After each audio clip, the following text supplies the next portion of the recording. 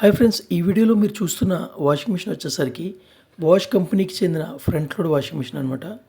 ఇందులో వచ్చిన ప్రాబ్లం ఏంటంటే వాషింగ్ అంతా బాగానే అవుతుంది, కానీ స్పిన్ టైంలో వాటర్ అనేది బయటికి వెళ్తలేదు. దీనికి మనం క్లియర్ చేయడానికి మన వాషింగ్ మిషన్ రైట్ సైడు కింద ఒక ఫిల్టర్ జాలీ లాంటిది ఇస్తారు కంపెనీ వారు. అది ఓపెన్ చేసుకొని చూసుకోవాలి మనం. మీరు ఇక్కడ చూస్తే ఒక వాచర్ లాంటిది ఇయర్ బడ్ వచ్చింది. అలాగే ఇంకా ఏమన్నా ఉన్నాయేమో అని మనం లోపల చూసుకోవాలన్నమాట. ఆ లోపల మనకు ఒక ఫ్లవర్ లాంటిది ఉంటుంది, డ్రైన్ మోటార్కి సంబంధించింది. దాని దగ్గర ఏమన్నా జామ్ అయినాయని చూసుకోవాలి. ఇక్కడ చూడొచ్చు మీరు, ఒక గుడ్డ ముక్క లాంటిది ఉంది, సాక్స్ లాంటిది.